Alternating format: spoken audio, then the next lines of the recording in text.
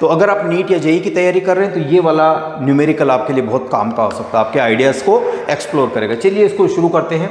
तो मैं असाइन कर देता हूँ। सबसे पहले ये ए है तो यहाँ पर भी वोल्टेज कितना हो जाएगा, ए ही हो जाएगा। ये बी है तो यहाँ पर भी बी हो जाएगा। लेकिन मैं यहाँ सोचता हूँ कि ये वाली जो चीज़ है ये इससे कनेक्टेड तो नहीं है ना, तो इससे कंफ्यूज मत होइएगा। जो वोल्टेज वहाँ होगा वो यहाँ होगा, वो यहाँ होगा, दैट्स ऑल।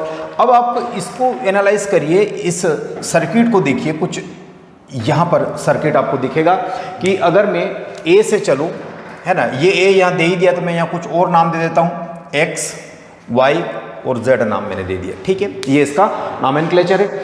अब आप बताइए कि एक्स वाई जेड के अलोंग एक सर्किट बन रहा है। यस सर, कैसा सर्किट बन रहा है देखिए, है ना, ये यहाँ से, ये यहाँ से, और ये दो रेजिस्टेंस हो गए आपके पास, ठीक है, और ये बैटरी और ये छोटा वाला रेजिस्टेंस और यहाँ पे भी रेजिस्टेंस, और ये देखिए कुछ इसका शेप ऐसा बन जाएगा।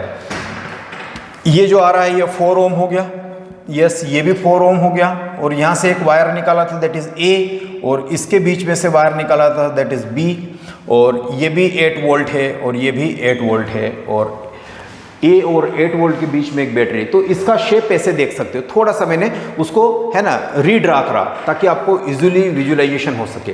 अब चाहो तो इसको यहाँ हटा दो, तो ये इससे कनेक्टेड नहीं है तो यह हटा ही मानिए इसको। तो अब कोई भी एक मैं ले लेता हूँ। तो इसके अक्रॉस कहाँ से मैंने स्टार्ट किया था, एक्स, एंड ये वाई ले लो, और ये वाला एंड मैंने जेड लिया है। तो मैं लिख सकता हूँ कि एक्स वाई जेड ए, यानी मैं इस लूप को ड्रॉ कर रहा हूँ। कौन सा लूप, एक्स से वाई तरफ जाओ, वाई से जेड पे जाओ, जेड से वापस ए पे चले गए। ये मैंने एक लूप लिख दिया। और बेसिक अप्रोच केवीएल लगा दीजिए, कोई दिक्कत नहीं। इसको नोडल से भी कर सकते हैं, है ना, इसको और तरीके बहुत सारे हैं उससे भी किया जा सकता है। लेकिन ये जब सिंपल लेवल का बहुत ईजी न्यूमेरिकल है तो क्यों हम उसको टाइम वेस्ट करें।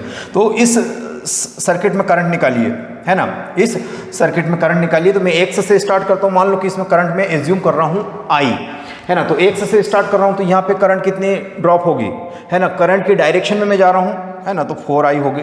फिर ये नेगेटिव से पॉजिटिव, तो नेगेटिव से पॉजिटिव जाने में कितने वोल्टेज का गेन होता है ना, +8 या -8। तो नेगेटिव से पॉजिटिव जा रहे हैं तो गेन होता है दैट इज 8। फिर यहाँ पे भी मान लो कि ये वाला रेजिस्टेंस कितना दिया, 4 ओम दिया हुआ है ना, तो यहाँ मैंने लिख दिया ये -4i, ठीक है। अब यहाँ पॉजिटिव से नेगेटिव जा रहा हूँ मैं, तो वोल्टेज का गेन होगा कि ड्रॉप होगा, अरे पॉजिटिव से नेगेटिव जाऊँ तो ड्रॉप होगा सिंपली, तो -8 हो गया। फिर यहाँ पर मैं आई है तो ये करंट के 4i हो गया, और वापस में x पे आ गया तो 0। तो अब आप देखेंगे कि 4i और 4i और 4i तो कितना हो गया, -12i और +8 से -8 चला गया, यानी =0। तो i की वैल्यू 0 हो गई है। अरे वाह, आई की वैल्यू आपके पास कितने आ चुकी है, 0 आ चुकी है। यानी इस सर्किट में फ्लो होने वाली करंट, है ना, इस सर्किट में फ्लो होने वाली करंट कितनी है, करंट कितनी है, दैट इज 0 है। यस और नो।